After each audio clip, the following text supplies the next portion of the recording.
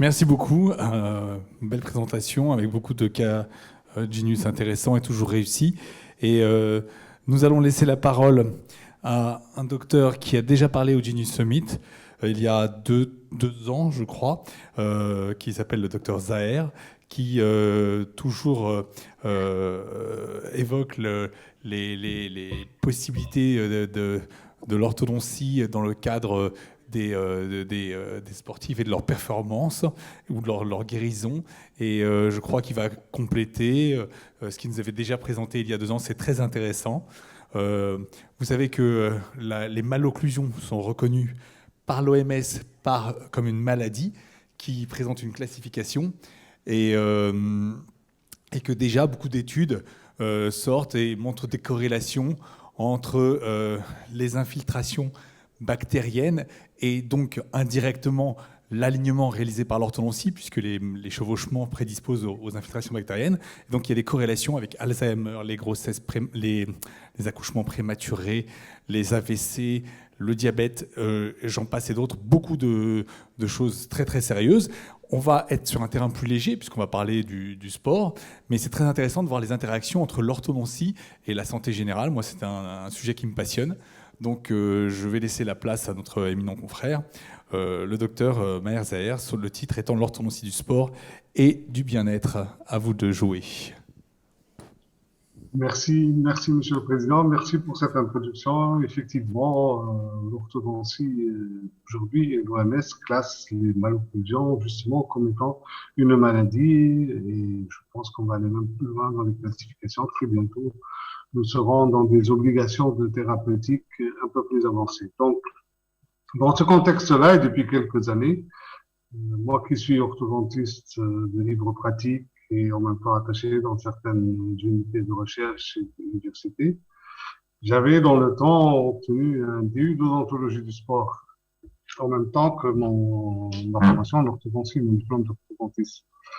Et donc, j'ai essayé de combiner mes deux passions et très, très vite, je me suis aperçu que les deux domaines étaient très contigus et pouvaient les deux ensemble faire beaucoup de choses de bien pour nos patients. Donc là, mes propos qui vont être pendant cette vingtaine de minutes, peut-être comme l'ont accordé les organisateurs, relatifs au sport. Alors, on va commencer par une petite statistique pour essayer de rentrer un peu dans l'ambiance. Tout le monde regarde la Coupe du Monde de football, tout le monde, je pense que dans la salle, les consoeurs et les confrères, beaucoup parmi eux sont férus de football. Alors, sachez que grosso modo, sur une Coupe du Monde du football, 30% des joueurs contractent une blessure musculaire qui n'est pas successive à un contact avec un autre joueur, qui est donc une blessure musculaire sans contact. Et ces 30% de joueurs qui contractent une blessure musculaire, parmi eux, 56% des joueurs qui sont dans une Coupe du Monde, donc qui appartiennent aux effectifs de toutes les équipes, aujourd'hui ils sont 24, avant ils étaient 16, 56% de ces joueurs-là présentent une demande d'un traitement odontologique et en thérapie occlusale. J'ai bien dit 56%. On parle d'une Coupe du Monde, donc on parle des sportifs qui sont dans l'absolu les mieux suivis de par la planète et les mieux encadrés médicalement. Donc, grosso modo, 15 à 20% des joueurs qui participent à la Coupe du Monde contractent une blessure tout en étant en même temps porteurs de pathologie dentaire ou de pathologie occlusale ou les deux à la fois. Il y a une étude qui a été publiée par l'Université de Malaga et qui concerne la relation entre la position du pied et les malocclusions. Puisqu'on parlait de football, j'ai voulu aussi vous parler de la position des pieds. Eh ben, cette étude-là, qui a été faite sur un groupe de 180 personnes, c'est essentiellement consacré à regarder la position du pied, l'angle du pied et l'angle de classification dentaire de l'occlusion. Résultat, pour les pieds en supination, la grosse majorité vient du fait que nous avons en même temps une classe 2 dentaire, alors que pour les pieds en pronation, la grosse majorité, enfin, il y a presque une égalité entre la classe 3 et la classe 1. Vous voyez qu'il y a une relation entre l'angle du pied et la malocclusion dentaire. Alors moi, je travaille dans ce domaine-là et je travaille beaucoup dans ce domaine-là, dans la mesure où je suis en même temps qu'orthodontiste, je suis responsable d'une unité d'odontologie du sport dans le Centre national de médecine du sport en Tunisie. Donc, je suis responsable, grosso modo, d'une unité d'odontologie du sport pour des sportifs d'élite tunisiens. Je fais cette même activité aussi, même à l'étranger, dans certains pays européens. Alors, voilà, qu'est-ce qu'on fait exactement? Nous sommes au mois de septembre 2020. La finale de la Coupe d'Afrique de judo s'est passée entre deux athlètes tunisiennes. L'une a gagné, l'une a perdu. Celle qui est en face de vous, ici sur la diapositive, c'est celle qui a perdu. C'est celle qui a perdu alors que tout le staff technique et tous les entraîneurs pensent que c'est celle qui a le plus grand avenir dans le judo. Malheureusement, cette joueuse contracte une blessure tous les 15 jours et donc est incapable d'assurer un entraînement régulier, est incapable d'être prête à n'importe quelle échéance. Nous sommes au mois de septembre 2020. Au-delà du fait qu'elle soit sportive, il y a aujourd'hui, sur tel que vous voyez les diapositives, il y a une indication formelle de thérapeutique orthodontique. Moi, je considère que l'occlusion inversée est une indication obligatoire de thérapeutique orthodontique. On met en place cette thérapeutique. Nous sommes au mois de juin 2021. Donc, nous sommes exactement 9 mois après. L'athlète est qualifié aux Jeux olympiques. Nous avons eu 9 mois sans aucune blessure. Et entre-temps, l'athlète a remporté le championnat d'Afrique de judo. Vous voyez mes boîtiers. Vous voyez donc que j'utilise à 100% des boîtiers Genius. Et cet athlète a participé avec son appareil aux Jeux olympiques de Tokyo 2021, donc au mois de juin. Et depuis, n'a eu aucune blessure. Bien sûr, ceci est valable pour les blessures qui n'ont pas d'atteinte anatomique profonde. Sur des blessures qui ont eu le temps de mettre en place une atteinte anatomique profonde, notre thérapeutique va arrêter, va réduire le nombre de blessures, mais ne va pas revenir à des situations antérieures. Là, on ne parle plus d'orthodontie, mais on parle de physiologie, de cicatrisation des blessures. Donc voilà un exemple de ce que je fais. Sur quoi je m'appuie? Je m'appuie sur des choses que nous avons tous vues à l'université. La théorie de Petrovitch, la confrontation occluso-articulaire. L'occlusion n'est pas l'intercuspidation de 28 éléments dentaires. Pas du tout. L'occlusion, c'est la chose la plus compliquée qui existe au sein du corps humain. L'occlusion, c'est grosso modo, si je veux vous la résumer telle que je la vois, moi, personnellement, c'est une matrice qui comporte 112 articulations. Pourquoi 112? Parce qu'on considère que chaque dent possède 4 articulations. Pour 28, la matrice occlusale peut comporter 112 articulations.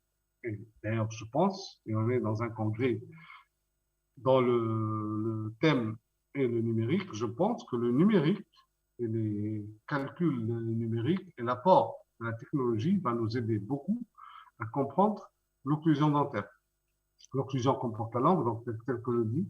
Et puis, ce que dit aussi Petrovitch, et qui est très très important, c'est les couplages. Les couplages avec la fonction. C'est-à-dire que la fonction aide à l'implémentation d'une situation anatomique saine. Et l'inverse aussi est tout aussi valable.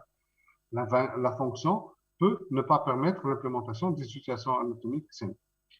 De même, et là, les éléments qui sont très très importants que j'utilise dans les lois de Petrovitch, il y a quelque chose qui est très très important. Vous voulez faire souffrir quelqu'un, des fois, est très très simple. Il suffit de lui réduire le diamètre intercanal mandibulaire et le diamètre des prémolaires mandibulaires. Il y a des moments où l'influx neurologique transmis par la langue qui se trouve réduite au niveau de la zone prémolaire et canine est 10 fois plus douloureux que beaucoup d'autres pathologies. Ça, c'est quelque chose que j'utilise beaucoup dans mon activité, dans mon exercice. Donc, j'essaie de remettre ce diamètre-là et cette distance-là et remettre à la langue la possibilité de se repositionner au tout début de mon traitement, mais en plus, je travaille suivant l'approche de Petrovic, à savoir le vertical, le transversal et après l'antéro-postérieur. Alors, par honnêteté intellectuelle, je vais vous dire qu'honnêtement, les premières années, j'ai essayé de mettre en place une approche où le transversal passait avant le vertical. Ça n'a pas marché. Alors, l'antéro-postérieur qui passe en premier lieu, tel que le disent beaucoup d'écoles d'orthodontie, alors là, ça ne passe pas du tout. Et ça fait plus d'une dizaine d'années que j'ai la chance de travailler avec des athlètes de très très haut niveau, des athlètes de niveau international. J'ai compris, on a testé, vous allez voir qu'on fait énormément de tests et de travaux de recherche, que la seule séquence qui est juste et qui permet une rééquilibration musculaire aussi bien au niveau de la sphère ORL, aussi bien au niveau des muscles massicateurs que au niveau du corps dans sa globalité, c'est la séquence verticale, transversale et antéro-postérieure. Et j'utilise uniquement cette séquence. Bon, bien sûr, notre approche clinique, elle se base sur la symétrie. Vous verrez qu'après, la notion de symétrie, justement, est complètement différente. Moi, je ne crois pas aux symétries qui ne sont qu'arithmétiques ou géométriques. Je n'y crois pas du tout. J'analyse beaucoup mon plan d'occlusion. J'analyse énormément la matrice musculaire et vous allez voir que je vais vous présenter comment je procède pour analyser la matrice musculaire. Et la symétrie, pour moi, c'est la symétrie qui existe sur le patient. C'est l'individualisation de la symétrie. Premier cas clinique, je vous donne juste les radios. Alors, je vous ai mis les photos de ce patient-là, d'abord parce que j'ai son autorisation. Et deuxièmement, gardez-le bien en tête. 4e temps mondial du 800 mètres. Le 800 mètres en athlétisme, c'est une des compétitions les plus compliquées possibles et imaginables. Alors, ce que je fais de différent par rapport à vous, quand je mets mon patient sur le fauteuil, vous voyez la flèche là sur ma photo du milieu, sur ma diapositive, je regarde comment se positionnent ses pieds. Je continue justement sur ce que je vous ai présenté, sur les travaux de Malaga, et je regarde ses pieds parce que nous pouvons être dans une situation musculaire qui est proche d'une classe 2 d'un côté et d'une classe 3 de l'autre. Oui, la rotation mandibulaire, la mobilité mandibulaire fait que certains patients peuvent être, d'un point de vue musculaire, dans une situation de classe différente d'un côté et de l'autre. Et ça s'exprime au niveau du pied. Je ne pense pas que ça soit très compliqué à faire. Vous pouvez tous le faire et vous allez voir, essayez de le faire pendant une semaine et vous allez voir que le fait de regarder les pieds, ça vous donne énormément d'informations. Alors, nous sommes au mois d'avril 2016. Je prends en charge cet athlète-là. Aujourd'hui, nous sommes au mois de septembre 2019. Je le prends en charge alors qu'il est très jeune. Il est en même temps professionnel en France et athlète professionnel, bien sûr, de l'équipe de Tunisie, de mon équipe, de mon pays. In fine, aujourd'hui, il est champion de France sur le 800 mètres et il est 4e temps mondial. On a loupé la médaille. Bon. Moi, je dis toujours que les staffs médicaux contribuent aux performances, mais c'est pas eux qui remportent les performances, c'est les athlètes et tout ce qui se passe, l'environnement d'une compétition. Et en plus, nous avons un athlète qui a à peine 24 ans, donc là, devant nous, quelque chose d'exceptionnel. Et on sera là à Paris 2024. Et pourquoi pas au Summit à ce moment-là pour vous présenter. Il est à Paris, au Genius, bien sûr. Alors, un autre patient. Là, je suis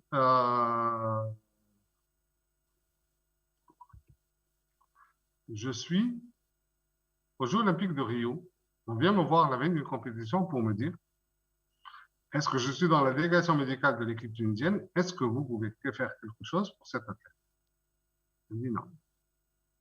malheureusement, les orthodontistes ne savent pas faire des choses qui donnent des résultats dans les 24 heures. Je crois au miracle, mais pas à tous les miracles. Et voilà la radiographie de cet athlète-là, donc qu'on me présente. Aujourd'hui, par contre, si vous êtes fort. Une fois que vous êtes de retour en Tunisie, on peut la prendre en charge et je pense qu'il y a pas mal de choses à faire. Donc, elle revient en Tunisie, d'ailleurs, elle revient 15 jours après son retour en Tunisie, elle passe au cabinet, elle revient avec ses radiographies et on décide de l'appareiller. Donc, on fait un chemin ensemble. Depuis 2016, vous avez ces photos en début de traitement.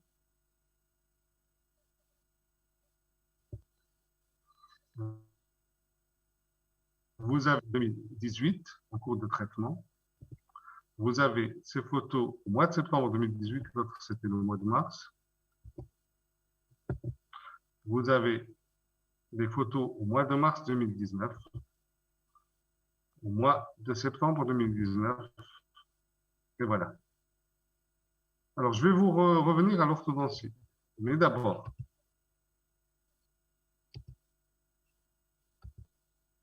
avec cet athlète-là, on a tout remporté. Le championnat d'Afrique, les tournois internationaux, elle est vice-champion du monde, elle est numéro 2 mondial. C'est une athlète de tir au pistolet 10 et 25 mètres. On a changé sa carrière, on a changé sa vie et on a donné à un petit pays comme la Tunisie, je ne sais plus, 25 titres internationaux. Ça, c'est pour les résultats sportifs. Pour la santé, depuis le mois de septembre 2016 jusqu'à la date d'aujourd'hui, l'athlète n'a contracté aucune blessure. C'est des sports qui sont très, très compliqués. C'est des sports d'équilibration. C'est des sports où il y a énormément d'entraînement. Grosso modo, comme elle, à un niveau professionnel, ils sont à un niveau de 3 à 4 heures d'entraînement au jour, tous les jours que le bon Dieu fait. Et avec ça, nous n'avons aucune blessure. Et c'est là, je pense, le premier message que je dois vous passer et que vous garderez, j'espère, après cette communication, c'est que nous pouvons être un excellent praticien pour prévenir les blessures musculaires. Alors, par contre, je vous ai mis des photos. Il n'y a pas de braquettes, il y a des tubes. Il n'y a pas de braquettes. C'est ce que je disais tout à l'heure et c'est les principes de Petrovic. Le vertical d'abord. Généralement, quand on reçoit un patient au cabinet, on le voit, on fait un diagnostic, il revient avec ses radios, on fait tout notre bilan. Et après, on le convoque justement pour lui présenter un plan de traitement et notre vision de ce qui est nécessaire pour lui d'une manière thérapeutique. Premièrement, moi, je considère que c'est le diagnostic l'élément le plus important de tout notre travail et qu'ils ont beau créer 36 000 choses, tant que nous serons, nous, à même de faire des diagnostics très précis et très pointus, nous n'avons rien à craindre pour notre profession. Et d'une. De deux, comme je dis que c'est le vertical qui est d'abord, il me faut une séance où je pourrais justement repositionner le patient sur le côté vertical. Et donc, c'est dans cette première séance ou une séance après où je le reconvoque, où je mets mes cales en composite suivant la hauteur que j'aurais décidé. Vous allez voir que je le présente tout de suite après. Et que je le lâche. Généralement, sur mon cabinet, il faut compter 3 à 4 semaines pour être convoqué pour un collage. Or, moi, j'ai besoin d'à peu près 3 semaines pour avoir une rééquilibration de la dimension verticale, puisque ça, ce n'est pas fortuit, ce n'est pas 2 cales en composite que j'ai posées. Vous allez voir que ça a été étudié et que l'épaisseur de ces cales en composite est étudiée. Donc ça, c'était mon athlète et voilà, c'était un deuxième cas clinique. Vous voyez la cible quand on a la capacité de faire, parce qu'en plus de ça, vous savez que dans le tir, on calcule le temps que vous avez mis pour tirer justement 10 balles ou 25 balles. Quand on a la capacité de faire ça en millisecondes et de les mettre tous au milieu de la cible, c'est qu'on est très très bien équilibré. Alors nous avons 2 athlètes en Tunisie aux 800 mètres. Ça c'est le deuxième. qui justement vient de venir au cabinet, et c'est toujours la même démarche qui est utilisée, c'est de le mettre en dimension verticale. Donc, je l'ai calé en dimension verticale et j'ai collé. Dans ce cas-là, j'ai choisi de coller la mandibule avant et je mets un arc 0,14 thermal nickel titanium. Un arc super léger. Des fois, il m'arrive de le changer après 6 semaines. Mon but n'est pas de mettre des forces. Mon but est de mettre le corps dans la situation d'équilibration musculaire, l'arc étant mon outil pour déplacer les dents, et de regarder comment le système musculaire d'abord va se rééquilibrer. Mon but est de commencer à mettre en place les thérapeutiques orthodontiques dans un système musculaire qui est complètement équilibré. On peut faire autre chose en orthodontie. Vous savez que beaucoup d'enfants souffrent au moment de la croissance, quand ils sont sportifs de haut niveau, de problèmes du genou. Les problèmes du genou chez l'enfant, généralement, sont dus à des asymétries musculaires. Et les asymétries musculaires chez l'enfant au niveau du genou, très souvent, viennent de l'occlusion. Alors, il y a différentes techniques chirurgicales. Le gros avantage de l'approche que je prône et que nous utilisons en orthodontie, c'est qu'elle est réversible. C'est-à-dire que nous pouvons leur montrer où est-ce qu'on peut arriver. Et après, la décision thérapeutique, elle dépendra du patient, de ses parents et du staff médical dont nous faisons partie. L'orthodontie est une discipline médicale. Ce n'est pas autre chose. Et donc, dans ce cas-là, on lui aurait prescrit une technique thérapeutique pour justement ce qu'on appelle faire du peignage pour les tendons du genou. Moi, j'ai dit, voilà ce que je peux faire. Ils ont pris le temps, je crois qu'ils avaient même pris des mois. Ils sont revenus en disant, nous vous faisons confiance. C'est un joueur de tennis. Aujourd'hui, il est champion d'Afrique dans sa catégorie, champion d'Afrique dans la catégorie au-dessus, classé 200e mondial dans le classement des juniors en tennis et un quart de finaliste d'un des tournois du Grand Chelem en junior. Je pense qu'on lui a rendu un très grand service en faisant en sorte qu'il ne passe pas, parce que la chirurgie reste après tout une chirurgie. C'était une canine incluse à l'origine, donc vous voyez que la 23 a été incluse. Nous avons mis en place avec des boîtiers Genius les thérapeutiques nécessaires pour descendre la canine. Et tout s'est très bien passé. Aujourd'hui, il est sur le point d'être dévalué, le patient. Alors, je vais essayer d'aller un peu plus vite. Comment je fais un diagnostic musculaire? Vous avez au sein de la sphère orobuccale 3 types de muscles. Des éleveurs, des abaisseurs et des muscles de la latéralité. Malheureusement pour nous, ou heureusement pour nous, d'abord, nous avons 2 articulations jumelles et nous avons 2, voire plus, là j'en parle que de 2, muscles qui jouent de rôle. Le temporal étant un muscle éleveur et un muscle de latéralité, et le ptérygoïdien latéral est un muscle abaisseur et un muscle de latéralité. Là, cette situation-là n'existe nulle part dans le corps humain. Nulle part. Alors moi je dis, les gens qui tous les jours dans leur activité ont la capacité de comprendre la complexité de cette matrice musculaire sont obligatoirement membres d'une spécialité médicale à part entière.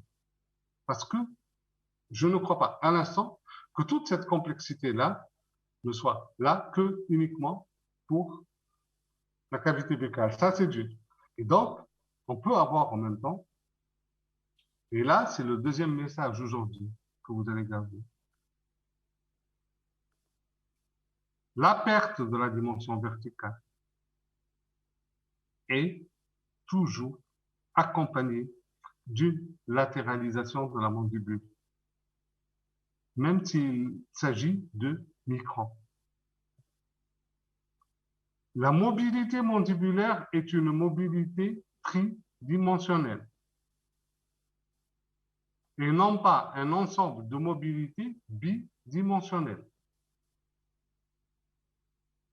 l'arrivée des boîtiers autoligaturants, en l'occurrence, moi j'utilise des boîtiers, donc Genius, nous a permis de voir cela de manière beaucoup plus concrète. Parce que le boîtier permet aussi l'expansion.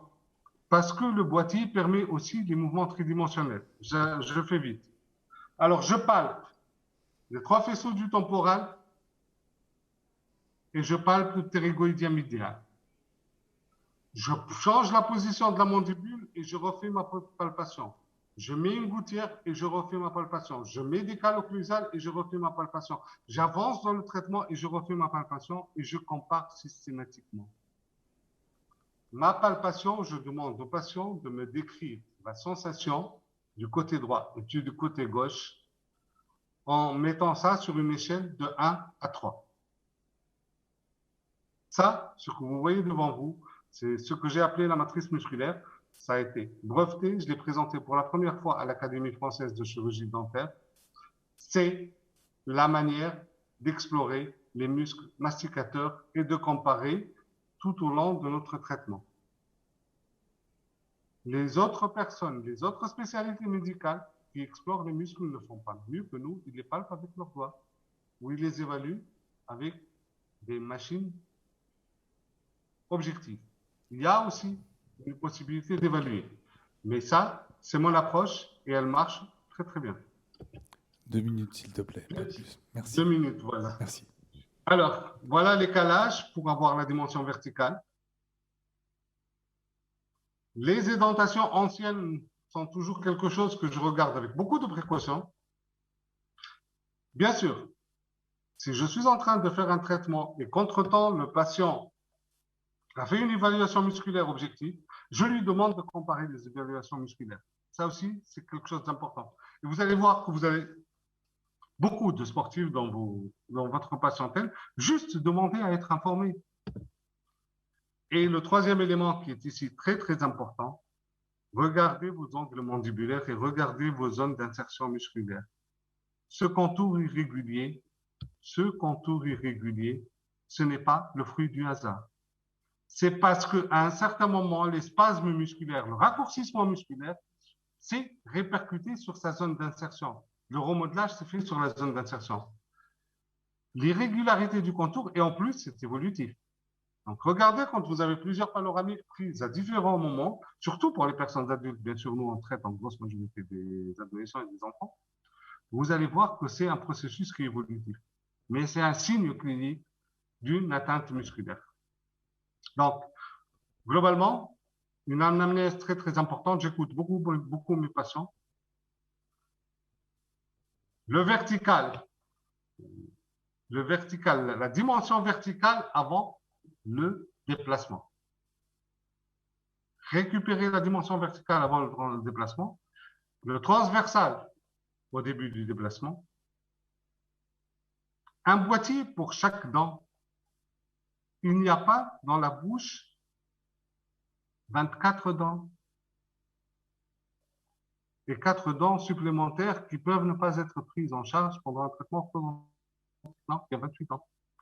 Et tenir compte, alors sur ça je vais terminer, je vais passer, du temps musculaire. Quand vous avez de grosses asymétries musculaires, il faut leur donner le temps de récupérer. Un muscle qui est dystrophié, un muscle qui a spasmé et qui est resté spasmé est un muscle dystrophié. Eh bien, sachez une chose, le muscle dystrophié ne sait pas cicatriser. Quand il a une lésion anatomique, il ne sait pas la cicatriser. Pourquoi?